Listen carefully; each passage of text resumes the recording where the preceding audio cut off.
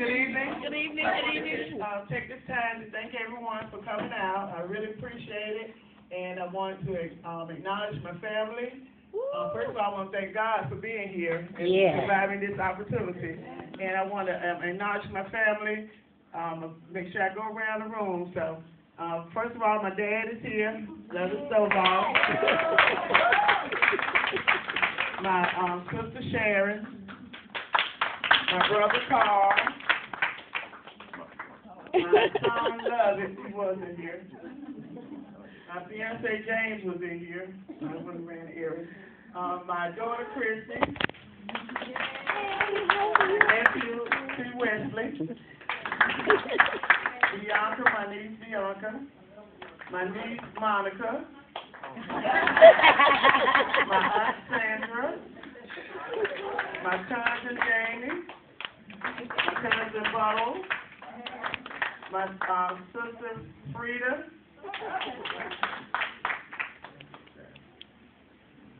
Okay. Then next close to related, not blood related, but we're related. My friend Jackie Perez and her daughter Jasmine and her son was here, Lorenzo, and his friend Tessa. Ariel, my daughter's friend. So a lot of the teenagers, that's who we recruited during the campaign, and they were really out there working. So. And I got a whole lot of other close relatives. I don't want to miss anybody. So I'm just going to everybody else that I know that are here. I'm going to name everybody else close to the family. We have LaWanda that's here, and LaWanda's sister. I'm sorry. And I also want to take the time, while I'm calling everybody out, to make sure I recognize the elected officials that are here as well with us.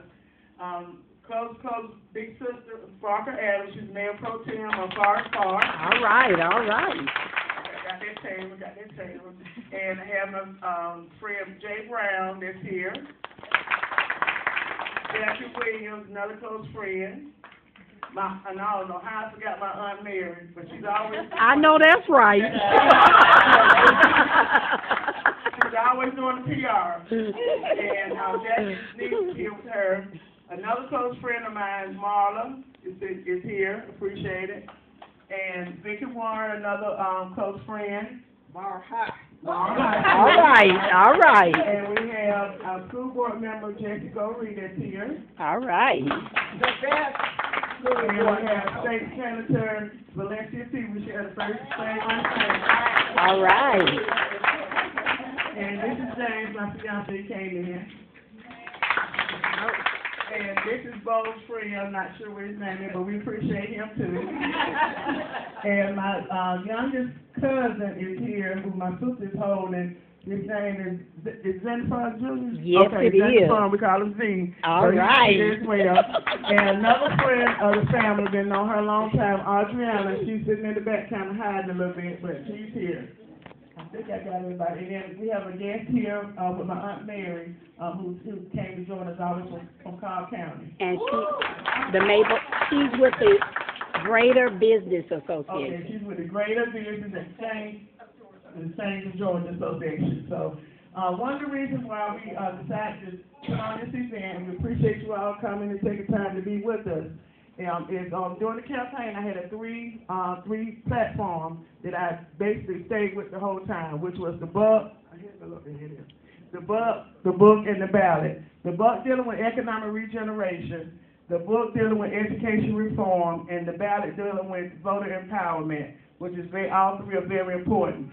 And so one of the reasons why we put on this event was, one, to thank everybody for all the support that you all gave to me and to my family for the campaign, and also to open up channels of communication, because I know that was one of the things that I heard a lot about when we were out there campaigning, is that a lot of communication was not taking place. A lot of people didn't know what was going on in the community, and they wanted to be involved, but didn't know how to be involved. So this was my first initial step as far as reaching out to family, friends, and everyone else that's looking at moving, not just District 74, not just Clayton County, but the whole entire region, because when our whole entire region prospers, the whole state, the whole county, everyone prospers. That's right. And when we're looking at our businesses, a lot of times every small business owner is a big struggle.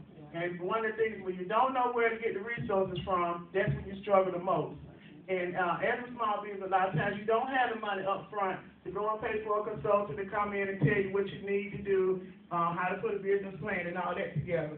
So one of the initiatives that we'll be working on and working with all the elected officials, with all the city officials, is how to strengthen our small businesses and keep them here in our county, in our district, in our region.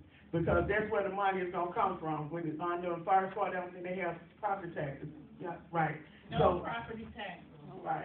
So if y'all want to move to a city that don't have property taxes, there you go, far. But we know that the majority of the money that's coming in, if it's not from property taxes, are coming from businesses. So when you look at the heart of the county, the heart of the region, they are the businesses. So we have to focus on the business, but at the same time, we need to hear from the people what type of business they want to see in your community. Because we don't want all our residents going outside of the county to shop, because now they're spending money elsewhere. When you're looking at people that are living in perimeter, they're living in Fayette County, a lot of times they don't leave out of their county. They stay right in their county and shop. So we want to be able to bring business here and then keep our established business here so we can stay in the county and stay where we are and shop and build the revenues up. The next one, even with dealing with the book, is with education reform. A lot of things that we were hearing, like I said, out on the campaign trail, comes back again a lot of times not knowing information.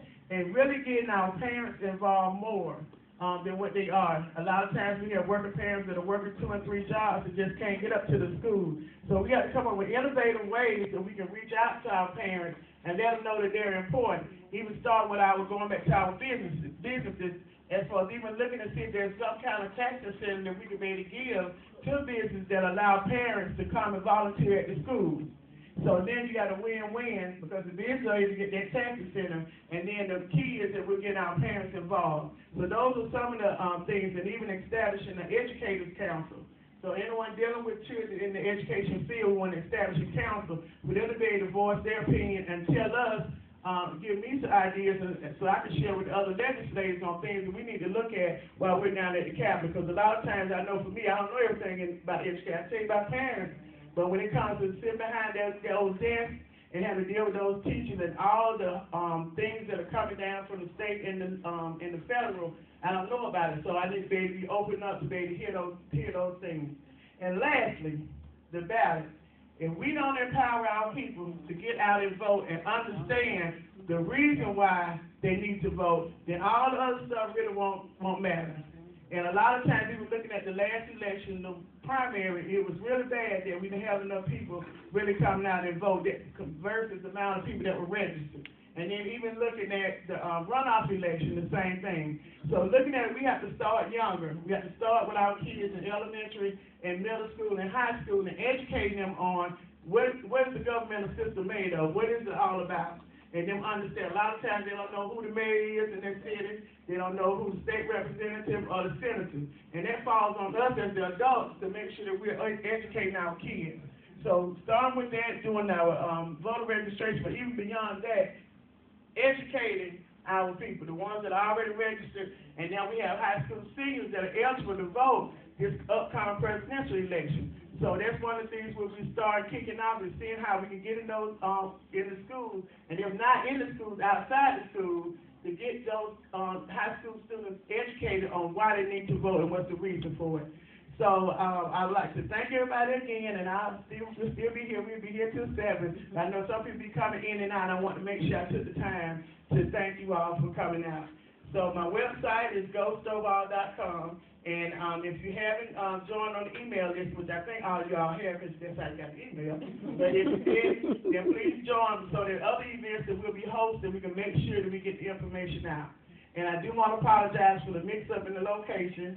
They had some people, they had to go across the street and come back over here. But I appreciate it. We had a last-minute change of location. So we appreciate it. And please mingle among each other, because it's a networking event. So it might be somebody you might be looking for, something that they might have to offer that you're just wondering where they were. And now you can be able to meet. And so other events will be taking time for you, everyone to be able to get out and mingle. All right, and then Miss Gloria just walked in. How they acknowledge everybody else, so I want y'all to feel like I'm putting y'all on the spot. Ms. Gloria's a good family friend of ours, and Michelle is right behind her. Michelle and I served on the governor's board at Scholars Academy together. And so, okay, and then Ms. Gloria's daughter. Okay.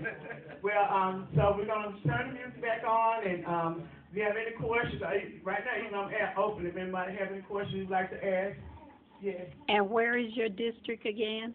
Thank you, Aunt Mary. My district is taking the city of Monroe, Lake City, Forest Park, College Park, and Riverdale. So there's 5 cities that my district covers. Okay, and do you have a telephone number if people need to contact you? Yes, I do. My phone number is 678-632-2825. 678-632-2825. And our website is GOSTOVALL.com. I don't have a location right now, but part of my 100-day plan, and this is when I was doing my little speech I had, this is my little board here. Part of my 100-day plan did include establishing a representative advisory council, which a lot of you all in here, I'll be asking you all to serve on. And basically what the advisory council is not just for you to be meeting every month about, but a lot of times when issues come up, I need to have some advice on what things I need to be looking at and things I need to do. So that's the representative advisory council made of elected officials, community people, people from our worship area, faith worshipers, and business, of course, and just ordinary people that just say, I want you to listen to what I have to say. So those are the people that be on the Representative Advisory Council. The second thing with the 100 Days Plan was to establish an office, a local office. So I'm in need of an office, so anybody know an office within those 5 cities, even if it's a little bit outside the 5 cities, if it's free, we'll take it. Yeah. So, and that's one of the other things we want to be able to have, that so that the people can be able to have access to me and to everything that's going on around in the area. And the last thing was establishing a roundtable on education, on business, on youth, and seniors. So those are other activities that we'll be announcing coming out, and so some different things. And also one of the things coming up in September, the end of September, will be our Speak Your Mind with a Side of Pancakes. And what does that be? One of our first forums, not the education, but the first forum that we'll be opening up to the public to come out and have breakfast with us and kind of let us know what's the issues that you'd like for us to be able to look at. And then knowing that there's a balance between the state representative and local city. So I'll be learning that because I know Spark's going to be a big person on making sure I'm staying in my lane. And also with school board member Go Reed and Ms. Gary, making sure I'm staying in my lane. So I don't mind them telling me to stay in my lane, and also stay citizen. So, any other questions or anything else? Well, I'm going to say this right now. I appreciate you because you came over in my lane. I needed a little help. Okay. And I appreciate it. Okay. You did a great job. I appreciate it. And one of the things, just so everybody can kind of know, one of the issues that were going on with our school system was the midday early release or early dismissal. And one of the strongest issues was that it wasn't that we didn't, as the parents and community, didn't feel that the training was needed. We know it's needed, but it was the process on how it was implemented. And it was almost like, you're going to tell me this is what's going to happen without hearing our voice. And so that was, if you all saw what was going on the news, that's what it was all about.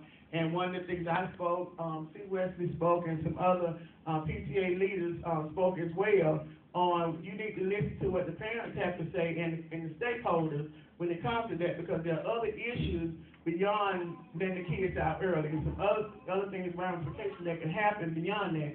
And one of the questions I asked at the parent forum was, what type of resources did they reach out to the local cities? Did they reach out to the sheriff's department, to the police department, to the